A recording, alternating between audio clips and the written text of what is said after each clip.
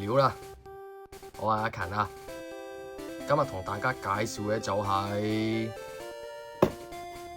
佢啊 Pokemon 模型入邊嘅化石飛龍啊！喂，好鬼過癮喎！今次呢隻係可以砌咗個骨架先，然之後再砌翻啲皮啊、肉啊出邊喎。咁啊，俾大家望望個盒先，咁就前面啦、側面啦。咁啊，事不宜遲啊，開出嚟俾大家望一望先。OK， 咁啊開出嚟啊，分別係有6餅嘢嘅，咁啊可以睇到嘅骨架咧係咁多嘅啫，唔係好多嘅。咁其他就係佢出邊啲翼啊同啲皮膚啊。咁啊貼紙咧細細張嘅啫，咁啊得條脷同對眼需要貼嘅啫。咁啊同埋亦都會有一個支架嘅。咁啊照舊都係說明書一張啦，話俾大家聽啲配件點樣去組裝啦。咁啊馬上事不宜遲啊，睇下今次要砌幾耐先。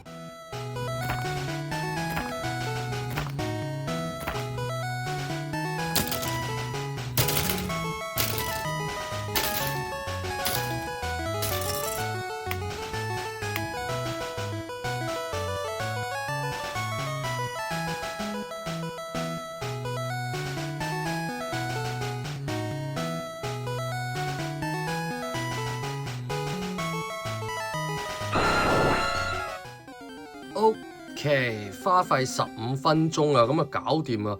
喂，好鬼正喎，成個造型。喂，俾大家望一望先，咁就前面啦、側面啦、後面啦。喂，真係好鬼正喎！佢真係成個骨架做晒出嚟。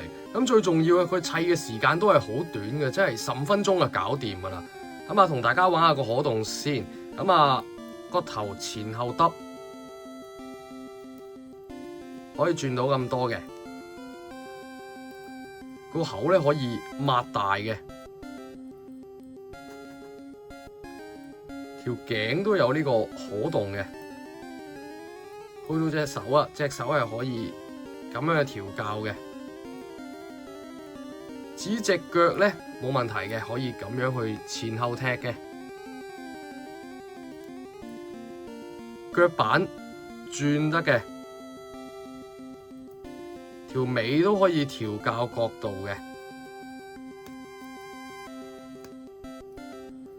咁啊，成隻比較輕嘅，咁佢都會提供翻個支架去俾大家嘅。咁啊，只要裝咗上去個支架度咧，就可以任意俾大家去展示，就唔驚佢跌低嘅。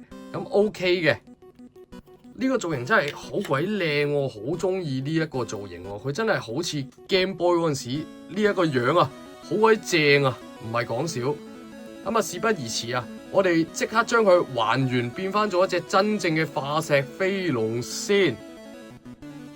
OK， 花費啊25分鐘啊，咁啊搞掂啊，還原咗一隻完整嘅化石飛龍啊。咁砌完之後咧，喂佢真係好好肉地喎！你睇下佢對翼咧即刻厚晒嘅，成隻咧都大隻咗嘅。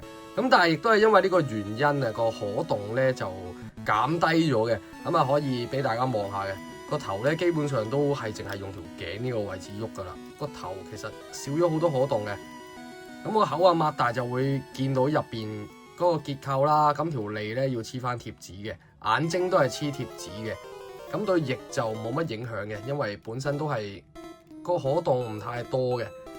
腳亦都一樣啦，腳就反而可動低咗少少，因為個大髀多咗個肉啊。咁其他冇乜太大影響嘅。係啦，咁就俾大家望一望先，咁就前面啦、側面啦、後面啦。咁我覺得整體呢一隻個感覺，我覺得都OK 嘅，我覺得可以接受喎。不過我自己就中意即係未有呢個肉嘅狀態啊，化石嘅狀態，我覺得係幾正嘅。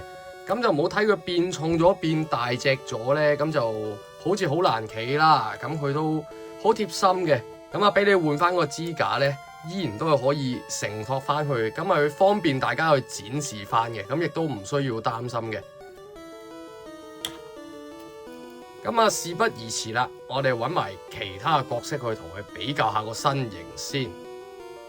OK， 咁啊，時間關係啊，首先咧我哋擺咗小智喺佢側邊先，咁擺埋去啊可以睇到啦，擺落去都勉強可以一齊玩到嘅，咁但係就細隻咗少少咯個比例，咁勉強 OK 嘅。咁啊，擺完小智喺佢側邊咧，我哋擺多個人喺佢側邊望下先。我哋擺埋赤紅啊，赤紅喺佢身邊，咁個比例亦都係差唔多嘅，咁勉強亦都可以擺埋一齊玩嘅，我覺得都 OK 嘅。咁啊，身形比例方面咧就比較完啦，我哋馬上咧揾一揾佢，影一影啲相，擺一擺啲 pose 俾大家睇一睇先。今次隻化石飛龍俾我嘅感覺咧，喂，我自己真心我覺得幾唔錯嘅。咁同埋砌嘅方面咧，個時間亦都好短啊。咁啊，砌呢個化石嘅模式咧，只係需要15分鐘啊。咁啊，就咁擺喺度展示，我覺得喂好鬼正喎。佢真係還原到之前 Game Boy Missing Number， 即係喺第一場館上面嗰個化石博物館入邊嗰幅相啊。咁啊，繼而仲有多個玩法就係真係可以俾你變翻化石飛龍原本嗰個樣啊。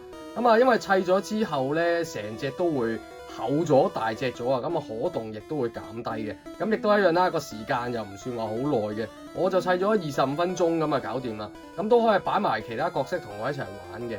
咁啊，睇下咁多位師兄對佢有冇愛啦。最後為大家送上彩蛋先。